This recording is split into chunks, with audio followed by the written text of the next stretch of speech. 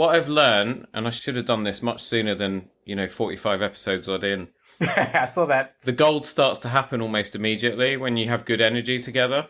Yeah. And then by the time you start recording, you've missed a whole bunch of really, really good stuff. Good. Well, I like I was mentioning in my email, I like the freestyle conversation. So I've done so many of these. Yeah. And you're right, when there's a little bit of flow. And I don't know if you know, but I used to geek out on tailoring in my youth.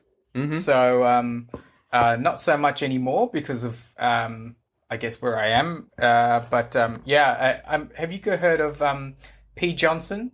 Tom Riley and Patrick Johnson down in Australia? No, anyway, I haven't. Anyway, they were one of the first made to measure and bespoke, I beg your pardon, suit organizations, companies, if you will, in Oz 10, 15 years ago. And they were the guys that introduced me to the Neapolitan suit, with the soft shoulders and no lining and all that kind of thing. And for my frame, and I get hot all the time, it's perfect. And but I used to be a pharmacist. Well, I still am, actually. So, I was always in my white coat the whole day. So I only ever got to wear it if I went out at nighttime. So I'd be this, with my high-waisted pant, without the belt buckle, but with the, I don't know what you call it. You obviously know it. So I love all this stuff. I just never got the chance to wear it often enough, So when I moved from Oz to here, to Germany, I bought some of them with me, and I put a couple into storage. So I just got a couple of linen jackets to keep me going and a couple of pants. But like I was mentioning, when I was in Milan 2 weeks ago, I got severe FOMO because everyone was wearing the stuff I love, the high-waisted pant, the linen shirt, the beautiful jacket, and the guys are just beautiful. The girls are amazing as well. But the first thing I was telling my wife, as soon as we got off the plane, I was like, wow, these guys, they all wear the loafers, the same loafers I wear. Yeah. I was like, oh, this is awesome. Made me, and then here I am talking to you. So it's hilarious. And here I am, not dressed how I would normally be. I'm in podcasting mode today. Yeah, man. So good. Superhero mode is when I'm, wearing my 3-piece suits, dressed like, the Asian James Bond and all of that.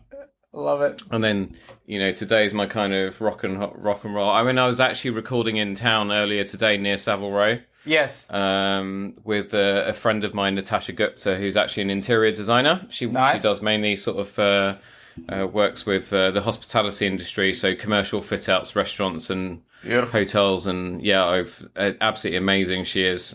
So we were recording earlier today, and I always feel like maybe I should be dressed up for these things, but anyway, we'll see. I'm looking to start kind of getting into the whole video podcasting thing later in the year once I've actually got a dedicated sort of space set up for it. Yeah, man. And for those, obviously, I will then need to kind of dress up and all of that sort of stuff. So I don't know. This is my standard attire, the black t-shirt.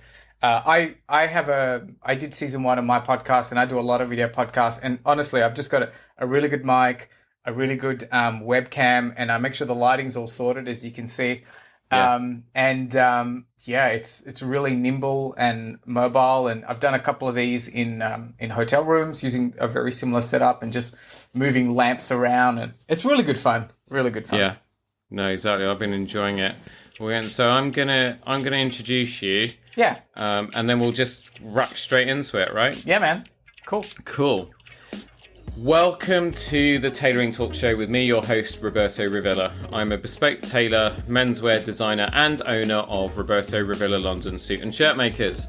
This is the podcast where you drop in for the threads, but often leave with something quite unexpected. I talk to self-starters and creators about their journeys, the highs and the lows, and the lessons they've learned along the way. If you haven't already, please support the show by subscribing, and if you're listening on Apple Podcasts or Spotify, please help us out by leaving a rating and a review. Today, we're joined all the way from Germany. My guest trained as a pharmacist in Melbourne, Australia, and acquired his first business as a partnership shortly after graduation. Over the course of building that business, he realised that as a clinician, none of the training he went through touched on how to actually run a business. He went on an intense learning mission, ultimately resulting in him being able to sell his businesses and travel the world, helping other retail business owners. Ladies and gentlemen, please join me in welcoming Alvin Narsey to the Tailoring Talk Show. Alvin, how are you? I'm fantastic, Roberto. Thank you very much for that very kind introduction. I couldn't have said it better myself. Awesome. I was with a pharmacist recently who seems to have automated absolutely everything in his life. He runs a pharmacy. I think he's second generation pharmacist. So he's obviously got the pharmacy that was passed down from the family. And then he also has like, what do you call it? Augmentation or whatever? Like Botox and fillers and all that kind of stuff. Okay. And that's what he actually enjoys doing. So, staff frustrations, mistakes dispensing stuff, all of the rest of it. He basically has a robot in his pharmacy that just does everything. It's incredible. Yeah, it's pretty cool. The robot part of things in terms of dispensing has been an essential component in pharmacies anyway. It helps minimize error because it, in theory, should pick with greater accuracy the medication off the shelf, which is a little bit important, right, in the pharmacy game anyway. However, I don't think the robot is going to replace the human element totally, because at the end of the day, you still need to, it's really nice to talk to your pharmacist and have an interaction and, get some primary diagnosis and I don't know how it is in the UK, but in Australia, pharmacists happen to be one of the most trusted professions because, you're always sort of bumping into them or you're always in the shop and engaging conversations. So, yeah. Kind of used to be that way. I don't know if it's just my neighbourhood, but all our pharmacists around here are grumpy. Yes, I can tell you why. The same thing is happening in Australia. I think during the pandemic, like every other healthcare professional, it just became super, super crazy. Like, everyone was really, really busy, really, really stressed. And basically the infrastructure was not set up for a pandemic, obviously, but in the pharmacy world, you've got all this extra pressure and, you've got systems that needed to be built and people had talked about implementing these systems years ago. But then when the pandemic came, it was like, oh my God. So, we were basically chasing our tail, trying to catch up and just trying to keep our heads afloat, so to speak. So this is a really big issue in Australia at the moment, is finding staff, because a lot of pharmacists and a lot of health professionals have just said, I'm so tired. I'm just going to take a break or move out of the profession, etc. So it's a common thing, unfortunately. Our pharmacists were grumpy before COVID was a thing, though. I don't know. I think no. Honestly, I just think it is a thing over here. They are just grumpy sods. Really? Oh, yeah, darling. yeah. Like you go to them and you describe their symptoms, and they're just looking at you like, here, take some Panadol or whatever, and just get out. Oh no. No. But like I say, that could just be, if any other pharmacists are listening, I'm really sorry. You might be, you're probably perfectly nice. But all the ones near where we live are miserable. There we go. That's nice. Now, you're Australian. Yep. You're in Germany right now. Whereabouts in Germany? We are just south of Stuttgart, so southern Germany. Mm-hmm. Okay. And why are you in Germany? Yeah. Good question. A short story. I followed the girl. So my wife is from Germany, from this area just south of Stuttgart. So basically what happened was last year during the pandemic, we were in Melbourne, and it was one of the most stringent lockdowns in the whole wide world. You couldn't leave the house for more than 2 kilometer radius at one stage, and you could only leave for 30 minutes, and it was just really annoying. And my wife used to travel back quite frequently to visit her parents here in Germany. But anyway, we had this moment where we realized, okay, what do we really want to do with our lives now, And so, she quit her job, I sold my business, and so we decided to move. And so that's what we did. So that's why we are here. Yeah. I know the COVID sort of rules were really stringent in Australia. I mean, it's like if someone sneezed, they just seemed to be shutting the country down. It was really, really crazy. And it was lucky for me, I guess, because I was in healthcare, so I was still able to get out of the house and I had to go to work. I had to go to my shop, so to speak. But a lot of people didn't have that luxury. They just had to be cooped up working from home. And then if you had kids, that made it even more fun, didn't it? Yeah, no, totally. I think we're kind of glad to. I don't think any of us want to go. Well, actually, there are a minority of the population that actually had a really good time during lockdown, and would have had it that way forever and a day. Yeah, totally. But like I say, there's always a few weirdos in every crowd. Absolutely. But I don't want to go back there at all. But podcasting, when did you start your podcast? Because I started mine during the pandemic. My business was shut and I had nothing else to do. Absolutely. So I did a micro podcast 5 or 6 years ago in the pharmacy space called Alvin's Bites. And it was just, I was listening to Gary Vee one time and he was suggesting as a way to grow your brand to do a micro podcast. And I used Anchor as a platform back then. But then when I started this business, coaching retail clients, I started this podcast, I think in December last year, and I did one season, which is about 14 episodes, which I'm slowly releasing. And so, that was really, really good fun. But it was also a micro podcast. I just figured my target market are retail business owners, probably maybe a false belief, but, I just wanted to provide some short and sweet information. And I interviewed guests, and we kept it really short, 6 to 7 minutes, just little bites. But I am working on season 2 of my podcast, and I'm just putting together all the behind the scenes things. But I'll probably go for about half an hour on the next season. Well, you probably know because you might have had a little flick through, but my episodes vary. They can be. I think there have been maybe a couple that have been half an hour, but most of them are at least an hour, and some of them go for like 2, 3. I was really nervous. I think there was one of them that was like nearly 3 hours long, maybe more. Wow, you went Joe Rogan. Well, yeah. Oh, yeah. That was a kind of Atif Ghaffar, who is a GP, day profession, but is building a home cinema business. Nice, like a bespoke home cinema business. Fantastic. And so he invited me on a demo day, and that was amazing. And I basically just took all the equipment and was just recording throughout the day, but it obviously turned into a long episode. Surprisingly, one of our most downloaded though, so people obviously really loved it. Yeah. It's really a challenge to figure out what people like, and what you would think that people don't like, people actually consume. So I think the key that I learned is just to keep doing them if this is something that you want to do, and then eventually you'll obviously get a tribe and you'll find your rhythm, etc. So. Yeah, no, exactly. I think the other thing is to be consistent as well, which I've been really bad at, because I go through phases where, for a month I'll release one a week, and then I just get so busy with my day job, and we'll obviously be getting into all of this, which I can't wait. I've got I'm your student today, and Nice. Everybody who's listening, get a pen and paper, your iPad out, or whatever it is you make notes on, because like Alvin, we're really going to get inside his brain. Now I don't know how it's happened, but my recording schedule is now booked up for the next 3 months or so. And I managed to just kind of do a bit of a stint of editing last night. So I'm now 3 weeks ahead, but I think by the end of next week I'll be about 6 or 7, 8 weeks ahead. Excellent. Which then puts me into a nice comfortable space, and then we can start to get some consistency and stuff. Absolutely.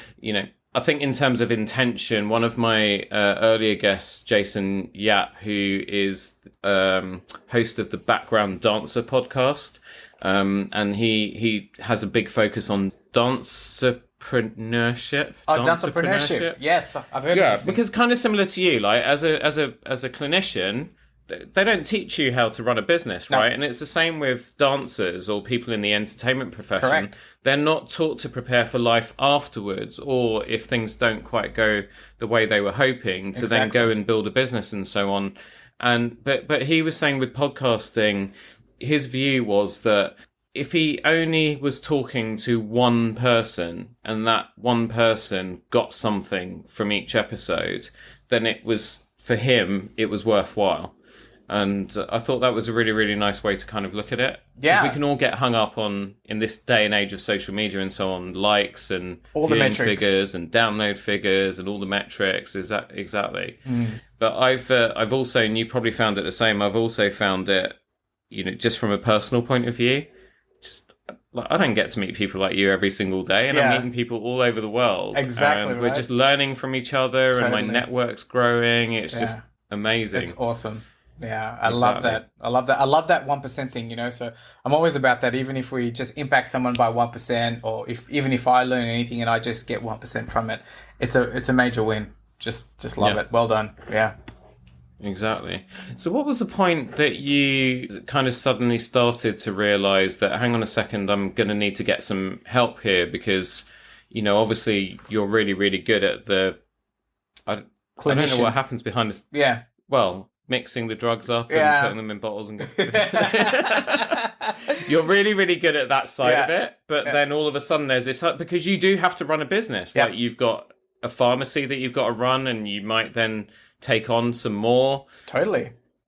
But then it's like, how do you handle it? What was the point at which you suddenly realized, hang on a second, like I'm going to need to really get some help or Yeah. start to educate myself on all of this other stuff? Absolutely. So I got into business when I was really young. I think I was 26 or 27 years old. And, when I was that young, I was really only focused on one thing, and that was making money, right? Okay.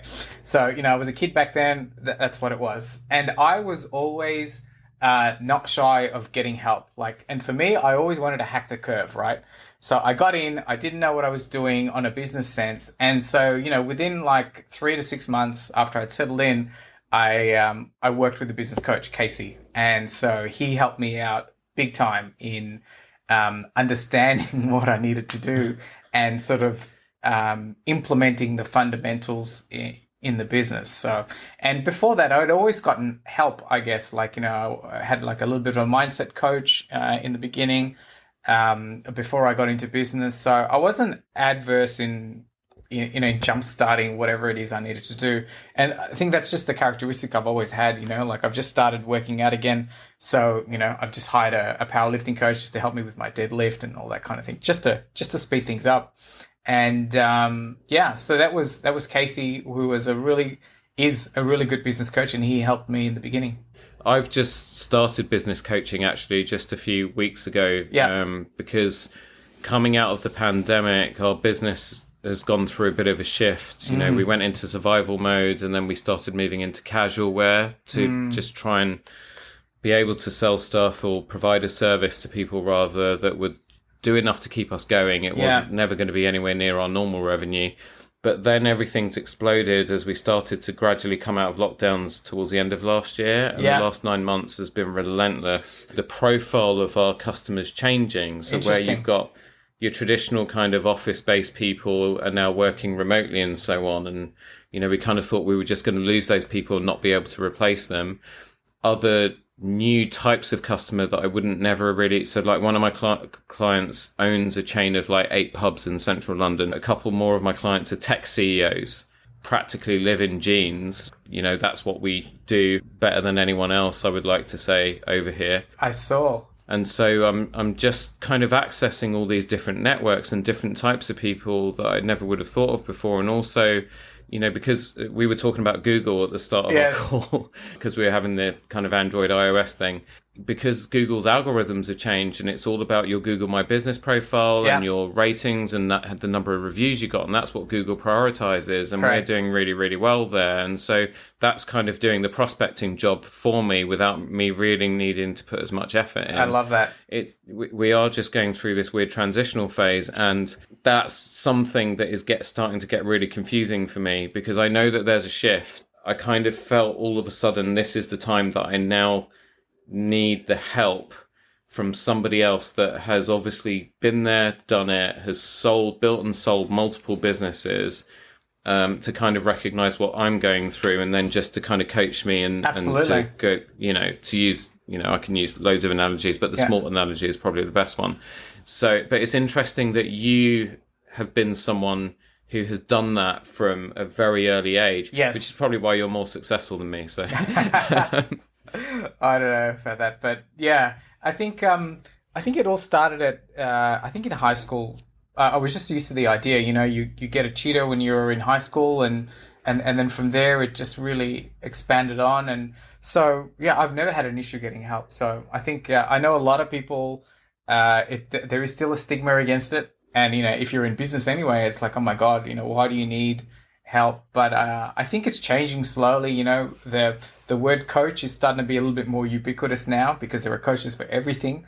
You know, like 10, 15 years ago, you know, you would you'd say you were a coach and, you know, everyone would look at you funny, like, you know, but now, you know, you've got mindset coaches, business coaches, coaches for everything. So I think that the market is ready for, you know, has been ready for coaches for a while. And people are realizing if you want to hack the curve or quick growth, or you just need some assistance, it's okay to get some help.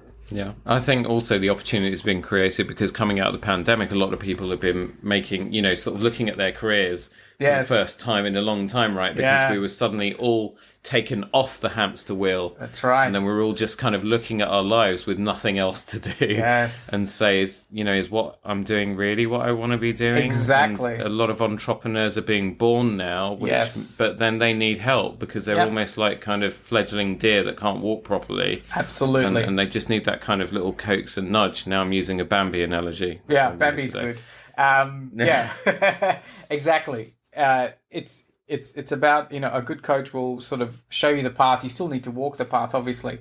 And you're right. A lot of people had this, I guess, through this great resignation thing that happened in Australia as well. This realization, like, you know, what do I really want out of life? What's really important to me? And I guess these discussions, which I have with my clients from the beginning when I work with somebody, but these discussions, you know, we wouldn't have had normally if you're in your corporate career or in your everyday job, right? Because you're too busy, I guess, working and really don't have the headspace to think and sit down and like really take into consideration what's really important to you. Yeah. Yeah. But then, you know, not having the headspace and not having the time when you're employed can be a problem that gets multiplied like 10, 100 times fold when you become a business owner and start your own thing. Because I still to this day get a lot of my close friends who should know what my life is like, but you know, they get what's the word, misled by social media and Instagram and so on. So they think I'm just kind of living a jet set lifestyle and so on. And they don't realize that I'm working practically nearly 24 hours. I mean, I was up until 2 a.m. editing this thing last night. And, you know, prior to that, up until 10 o'clock, I was doing my day job and doing various things for clients and setting patterns and getting fabric orders ready and all that sort of thing. It just literally never, ever stops. And I'm now trying to get off that treadmill now, or slow the treadmill down at least. And then the end game is to get off the treadmill. Well done. Try to steer the ship in a way that I don't need to be the captain of it 100% of the time. So I need to start bringing people in. Yes. But what would you say to anyone who's looking to get out of the corporate rat race, go into building a business for themselves with a view that they're going to have this amazing entrepreneur lifestyle? What would you kind of warn them about? And do you get coaching clients who come on board at the very, very beginning? Sure. Or are you often trying to kind of pick up the pieces? Yeah. So for me particularly, I target retailers who have been in business for at least a year and they've got to be of a certain size.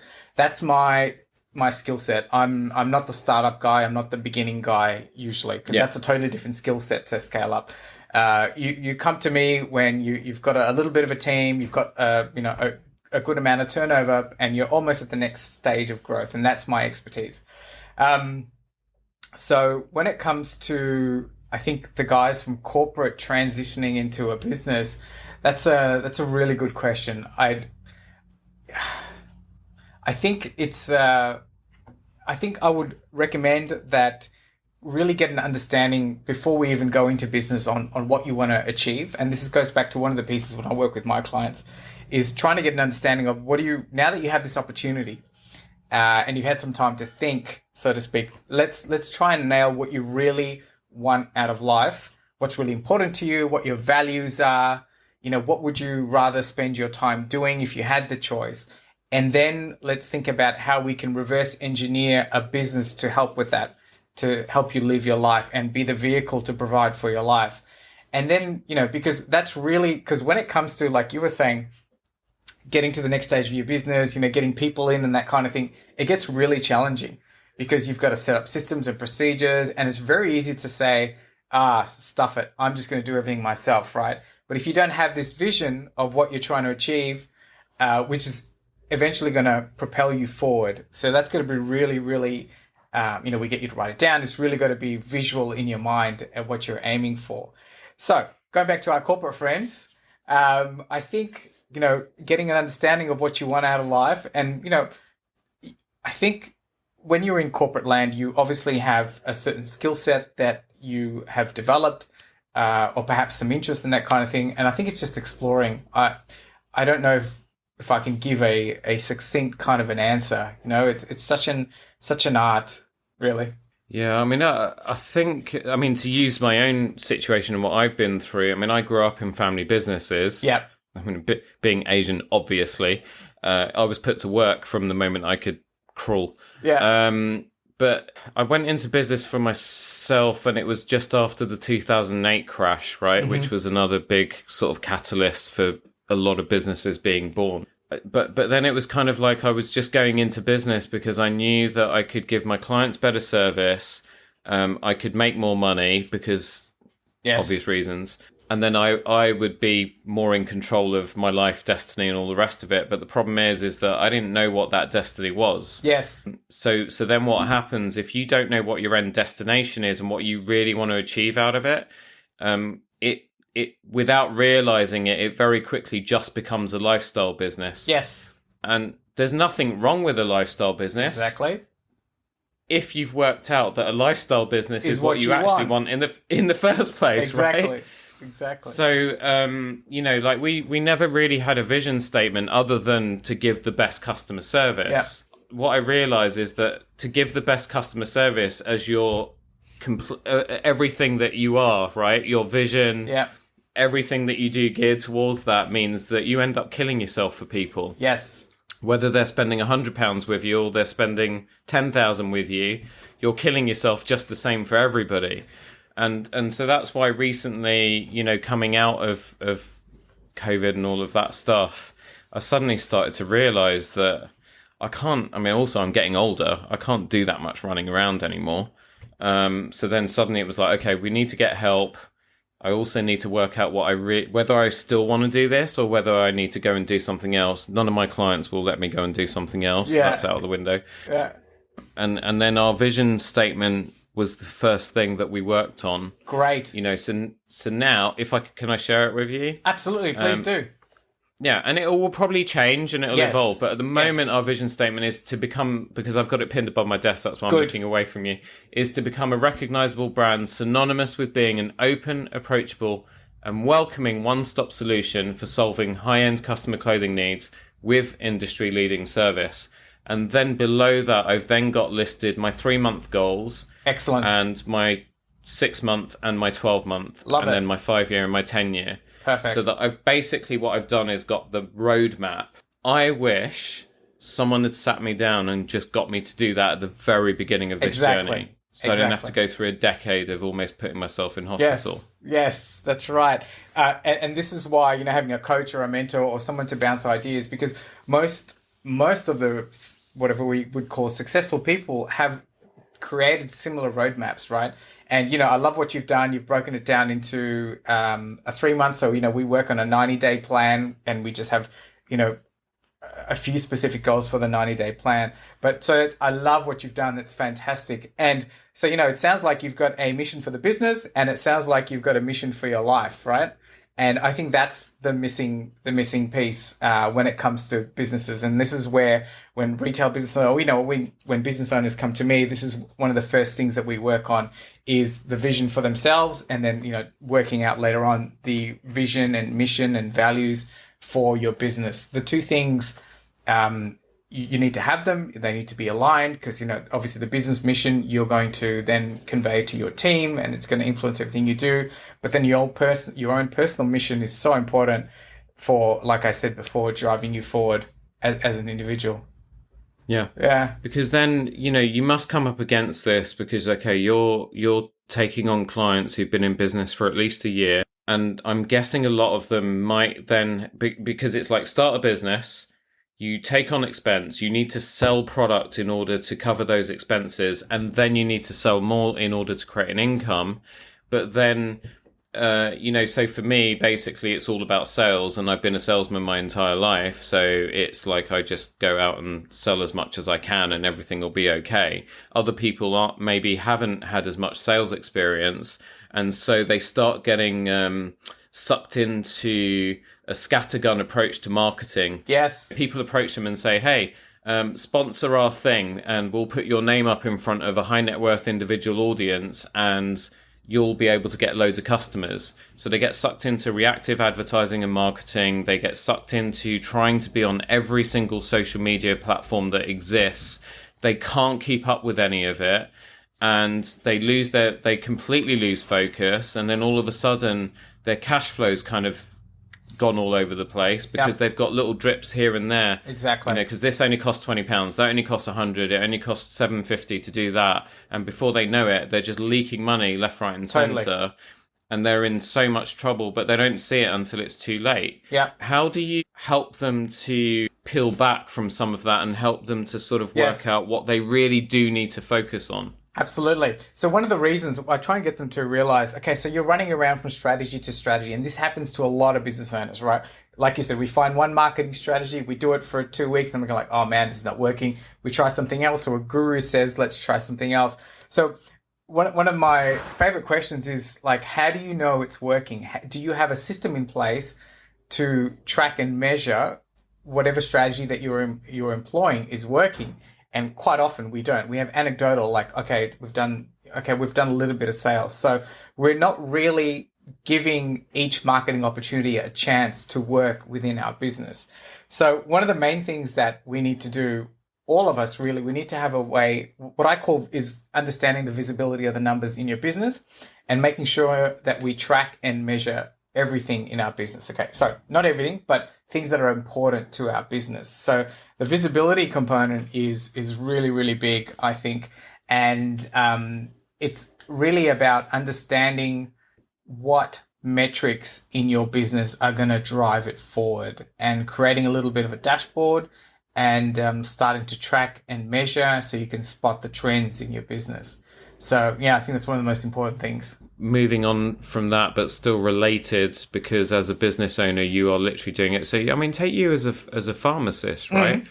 So you graduate, start your pharmacy, you're dispensing, you're giving advice to customers, you're opening up, you're shutting up, you're presumably having to deal with whatever staff you had. Yes. Presumably you're dealing with all the accounts and that sort of thing. Correct. Actually, you might not have been because you had a coach quite early on. But anyway, let's just take... I did in the first 6 months. I was doing all of that stuff, yeah. Right, okay. So let's go back to your first 6 months and help you relive that nightmare.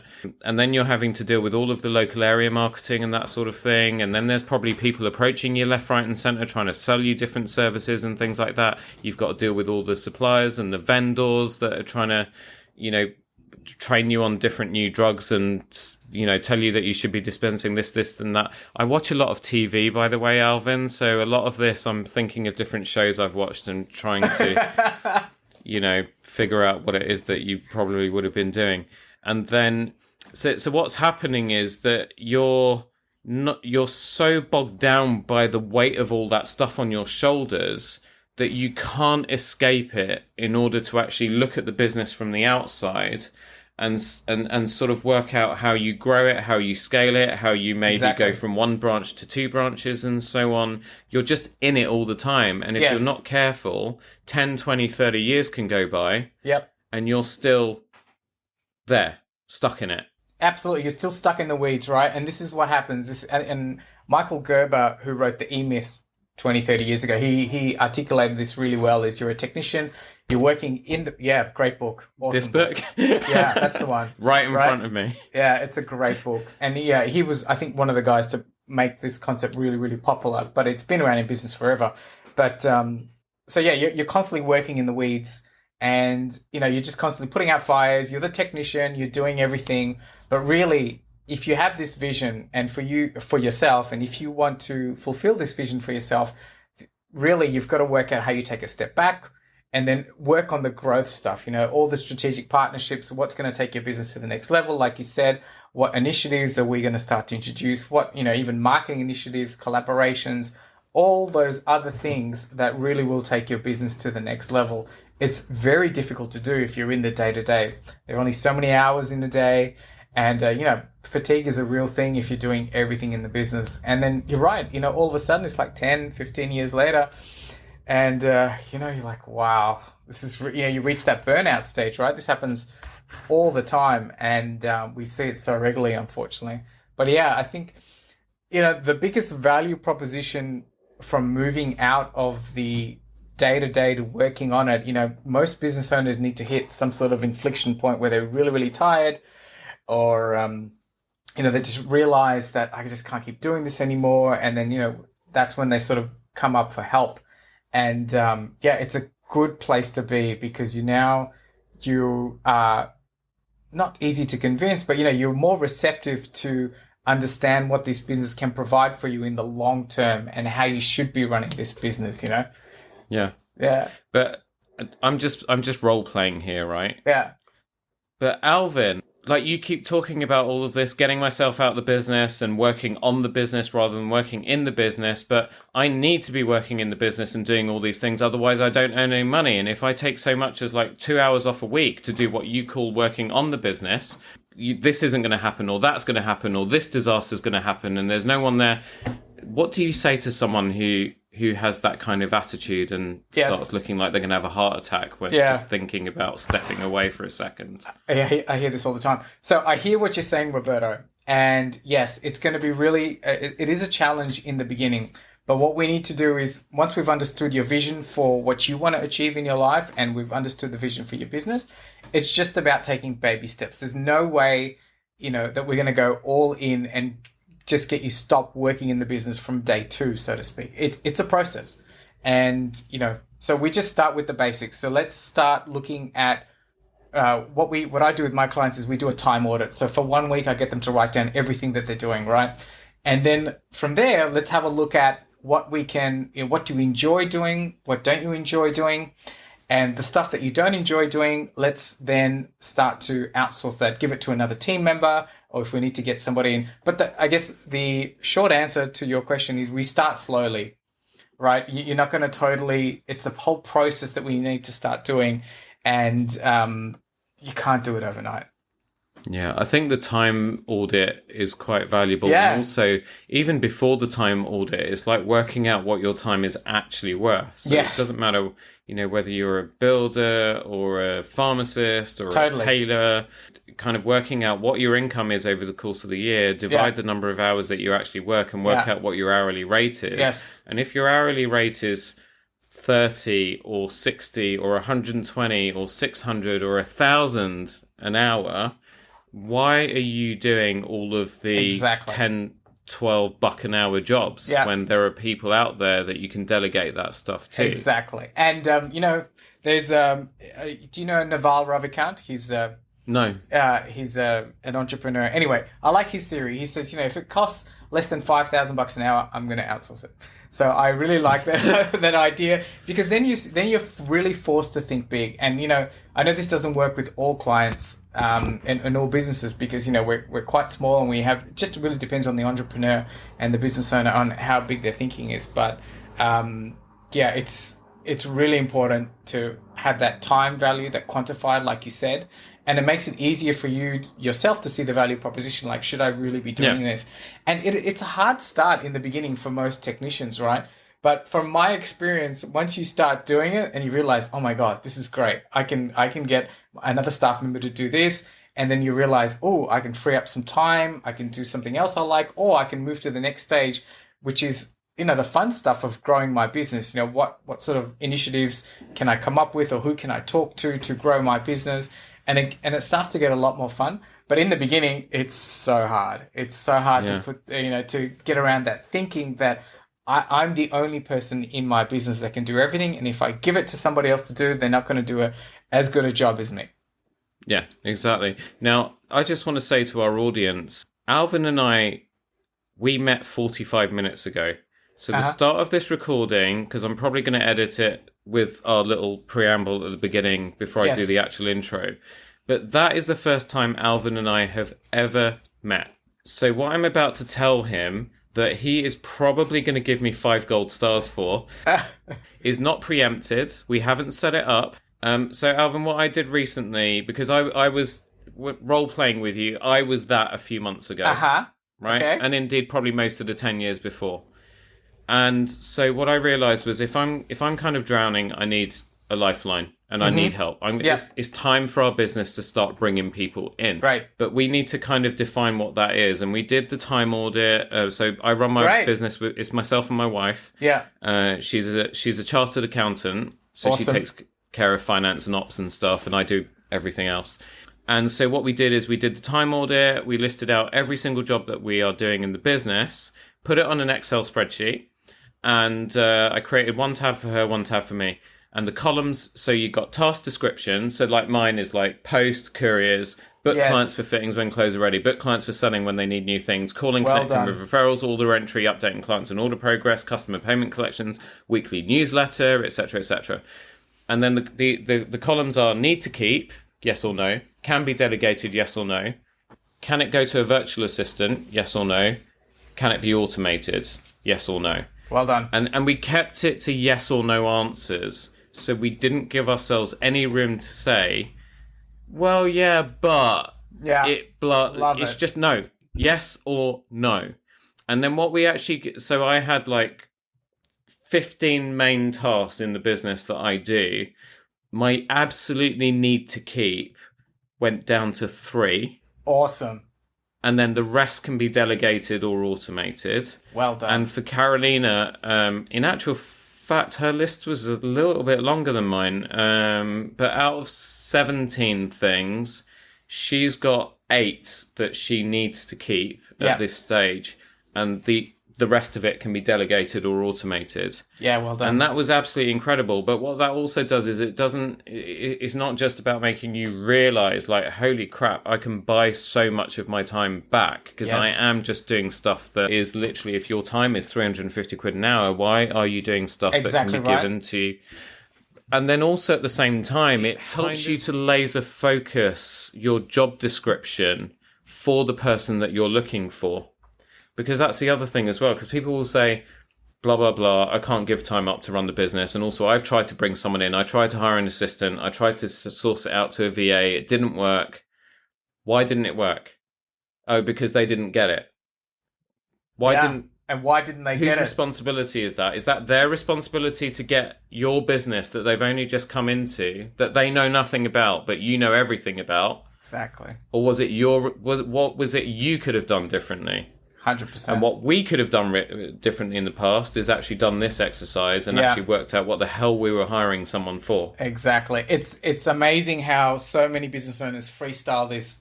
The cowboys that are out there do exactly what you said. You know, we just get people in without sort of giving them any guidance. And, you know, we're actually setting up our team members for failure. And this happens all the time in retail world, right? We bring people in. So, yeah, from our little time audit, then we can start to do an org chart and we can start to sort of delegate tasks. And then we'll come up with okay, so we need person X to do this.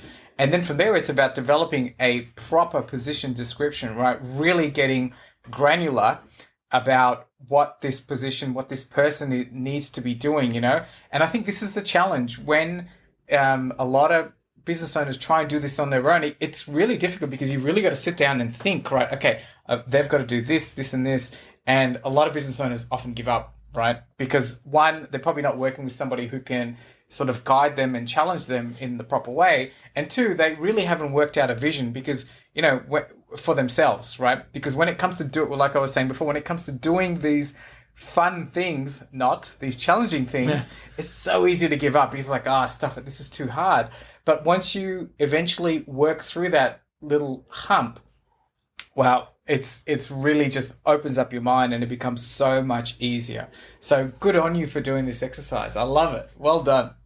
Yeah, I just wanted to share that in case it helped anyone that's listening to this as well to hear a real life practical example. Because also when you go through that process, everything else seems to become much, much easier. Because it's like you said, from that list, you suddenly can actually get an A3 sheet of paper and start to draw bubbles and draw your organization chart. Yes. And it doesn't mean that you're going to be hiring a CTO and a professional assistant and a social media manager and all of this immediately, but at least it gives you the path of where your organization is going to go, the type of people that you're eventually going to be looking for as you're ready at each stage. Exactly. And also it gives you hope, because you know that at the moment you're still carrying a lot of those tasks, but now you know that eventually they're going to go somewhere. Absolutely. And having something like that written down the way you do with your guest note system gives you a certain sense of clarity, right? Like you're like, this is like the clouds opening up,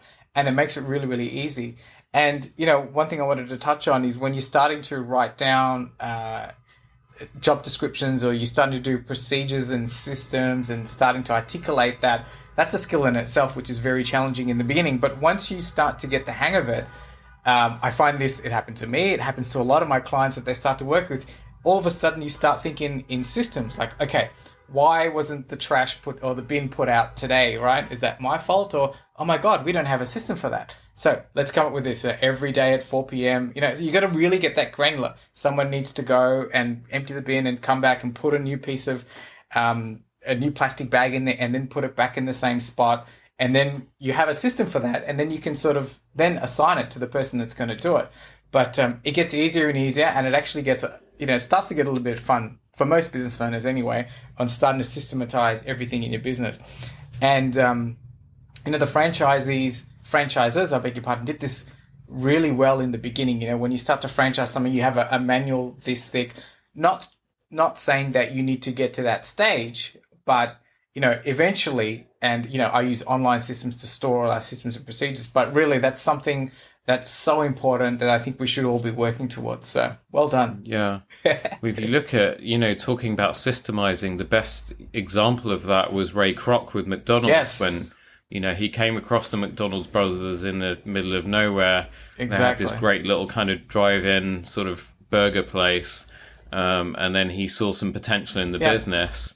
And then the way that he basically grew it to what it is today is that, you can go to a McDonald's in anywhere in London, or you can go to a McDonald's in New York or in Melbourne. And if you want a Big Mac, it's the same. You're going to get a Big Mac. Yeah. Yeah, they might have regional variations on their menu, but if you know what you're getting, and it's the same with Starbucks. Yes. So, although now I have an appreciation for good coffee, and me too. We can talk about that later as well. But you're right. It's and if we look at what Ray did, like I think he worked a little bit with the McDonald's brothers, like making the burgers and stuff. But once he figured out, he had this didn't have the intuition, but he was smart enough to realize, like, okay, I don't need to be working in there. He saw the systems, he saw what was happening in there and developed the systems and procedures, right? So this is just the same mindset, and that eventually I'd like to get, all my clients and all business owners to really, to start to see what they can do for our business.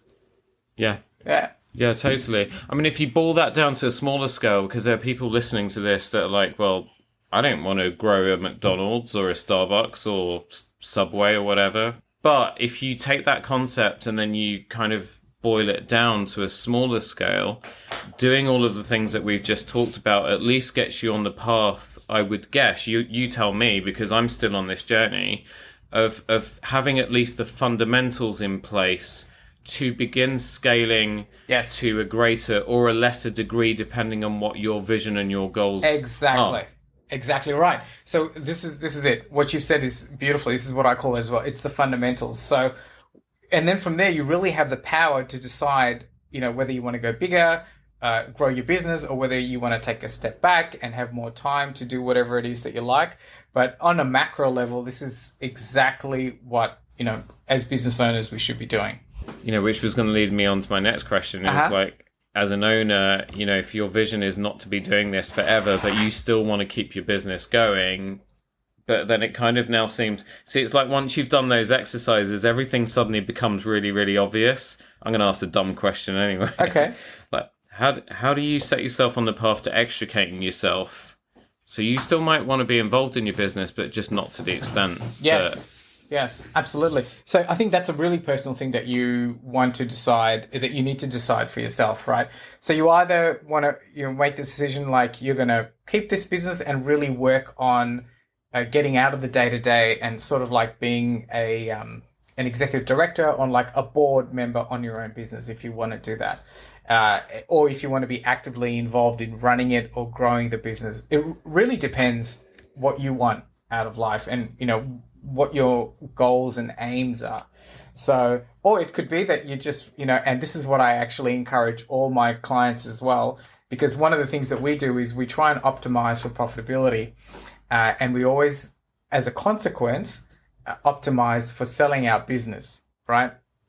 And so, you may not want to sell your business, but the steps that you take to improving your profitability or the steps that you take to start to optimize the sale of your business for its maximum price leads to a whole heap of other effects that we've already spoken about, systematizing your business, leveraging your business.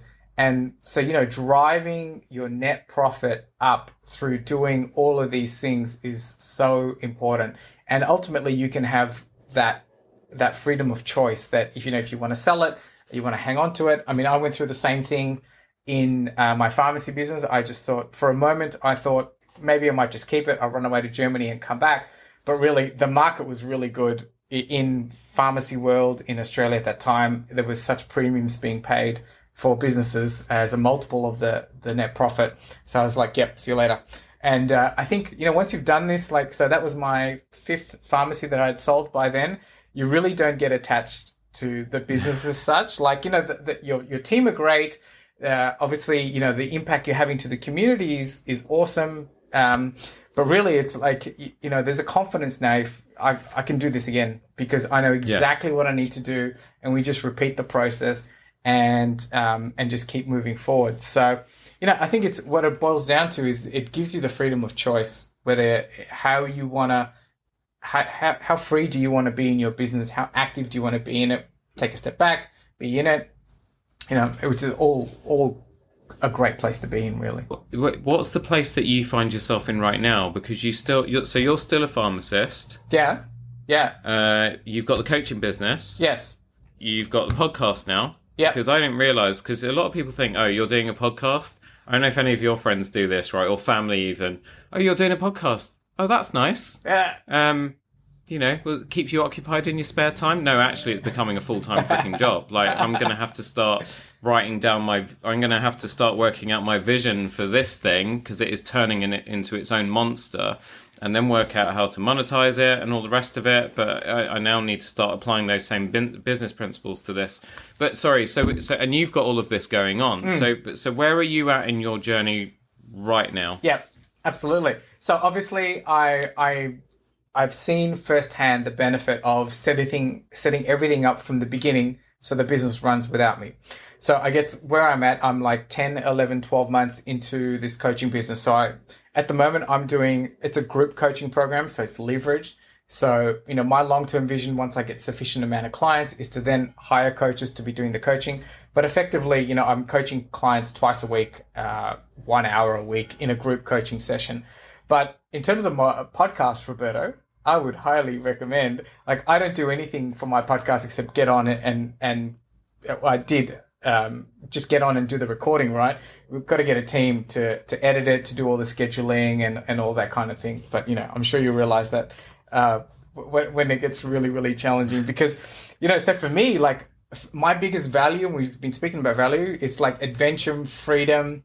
I love to read. I love to travel and, I love to cook. And when can I do all these things if I'm running my business all the time, right? So it's really important to me to get help. So I have at the moment, I've got a cool team of 3 VAs who are helping me do everything. And, we spoke about season 2 of my podcast. So we're at the stage where I'm looking for guests. I'm going to be talking to retail business owners. But so, she's going along. Actually, she's already done the list of 200 business owners, and now she's contacting them and doing the scheduling and that kind of thing.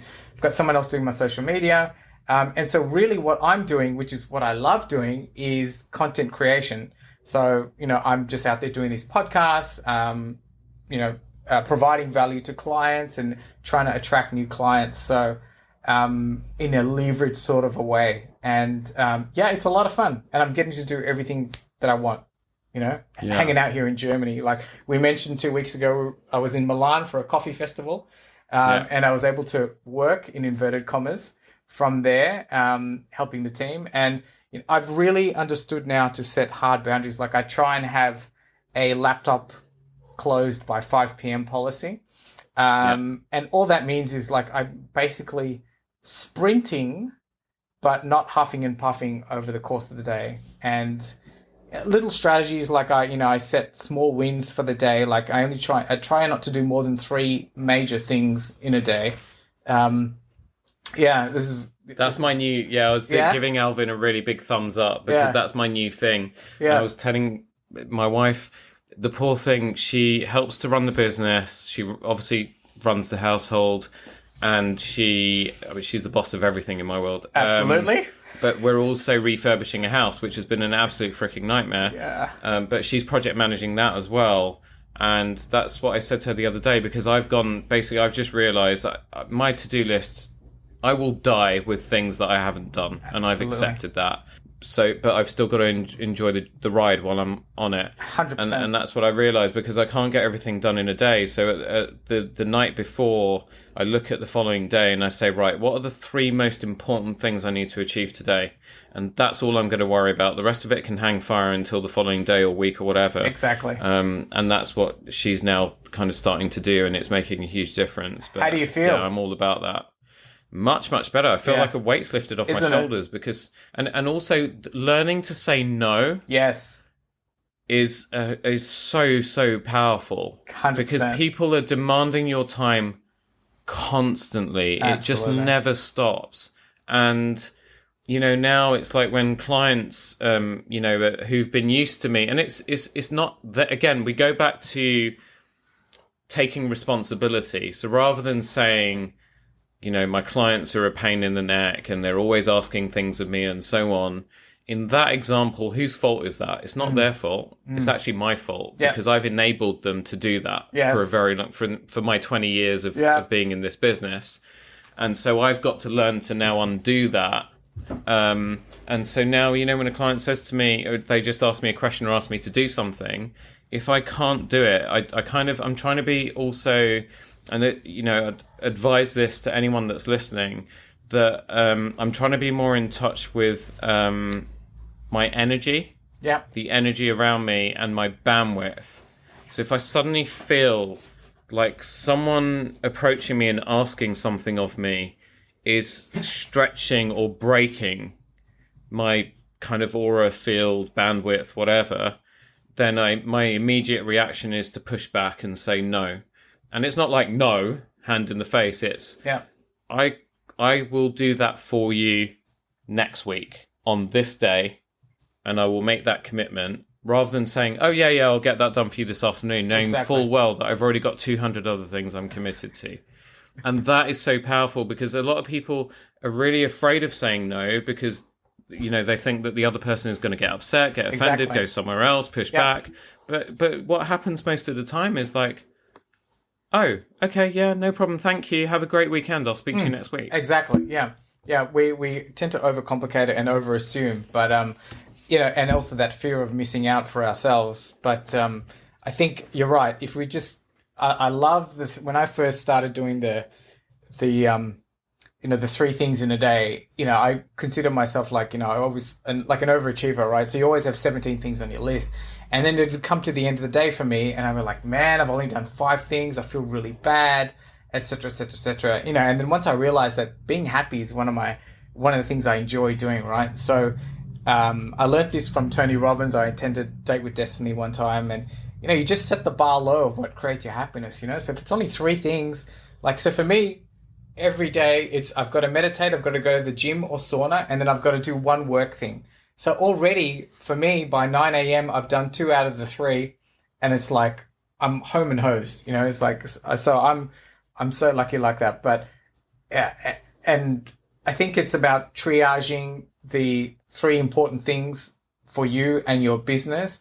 But, you know, in the end, most people don't even take the time to do that, right? So this is just another thing as well. Yeah. Just taking that extra 10, 15 minutes to look at your calendar, figure out what's important, what you need to do. Another thing I'm really big on, which I try and impress upon my clients, is to use the diary as a scheduling tool straight away. So for instance, if you know you need to do X, you've got this to-do list, so to speak. I'd recommend you put it directly in your diary, like 3:00, I'm going to do X on Thursday, you know, so it's scheduled in, ready to go on your phone, rather than keeping it on a to-do list somewhere that keeps growing and growing. And I think that's the quickest way to take action, is to actually schedule it in a time in your calendar, in 45-minute blocks. And the other thing that I find really well for entrepreneurs that works well, if you're doing any sort of task or thinking or any creative work on your business, I like to work in 45-minute blocks. So we set the timer and we just go hard, no distractions, and really spend the effort doing that. And, you know, once you get into a rhythm of sprinting for that 45 minutes, there is a really cool marketing guy. I learned this off Dean Jackson. So he calls this the sprint. He calls it a 50-minute sprint, but 45-minute works for me. And we just pure focus. And, you know, once you do that a few times, you get into this rhythm and your productivity goes up and your happiness goes up, because your accomplishment, or your fact that I've actually done something that's going to make an impact, you just feel so much better. Yeah. Wow. I use my calendar religiously, and also it was you that kept asking me, what's the link to your Calendly. Was that you? Your recording exactly. And I still hadn't kind of figured it out and worked it out, but I felt so bad because I was thinking, this guy must think I'm a completely useless twat.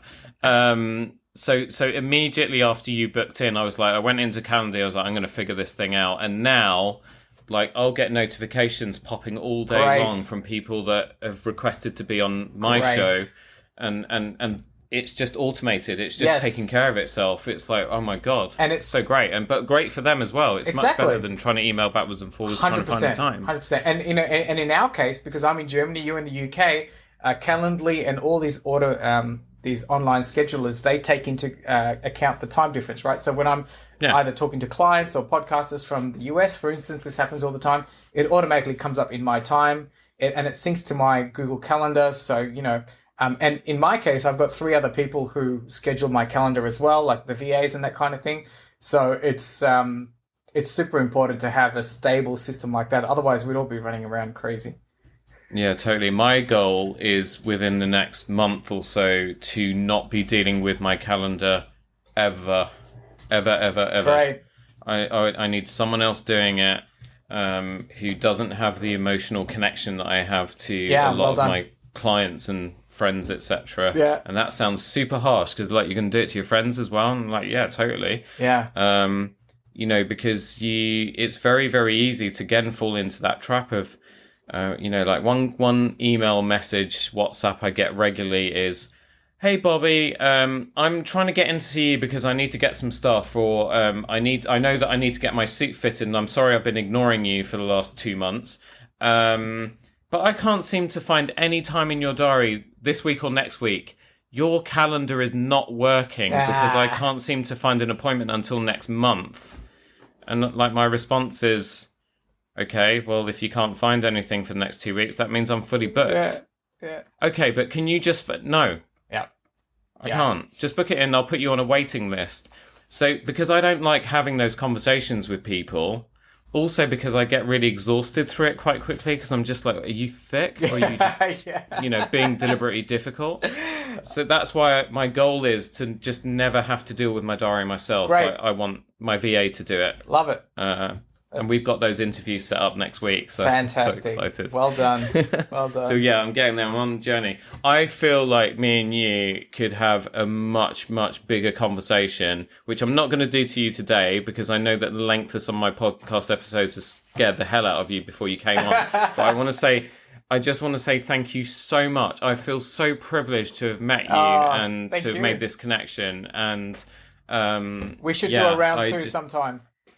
Oh, absolutely. Yeah. 100%. So now my calendar's set up. You can just go and stick yourself in Awesome. whenever you need to. Awesome. Thank you. I had so much fun. And yeah, no, totally. And so Alvin, where can people find you online? I'll obviously put all of this in the show notes, but let's hear it from you first of all. Absolutely. So if you're a retailer and if you're in a cash flow crunch or you need some help with optimizing profitability and cash flow, you can find me on LinkedIn, Alvin Narsey. You can find me on Facebook. In fact, you can just put me into Google and all my assets will come up, because literally the team I've got, it just makes sure I'm all over the internet, which I've got no issue with, because it just helps bring more value to the marketplace, YouTube everywhere. And we're redoing our website, alvinnarseycoaching.com. That should be redone. But really, just pop my name into Google and we can carry on the conversation everywhere.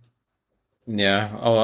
I think you're going to start seeing yourself tagged on LinkedIn when this episode eventually goes out. Not just for this episode, but I just think, being serious for a second, I think if we can almost break this down into so many different chunks. Yeah. That can be translated into articles and things to help people. Absolutely. But then hopefully that also just helps to shine the spotlight on you as well. Thank you. So I really, really want to do that. And I know, of course, you're going to let me. Yeah, totally.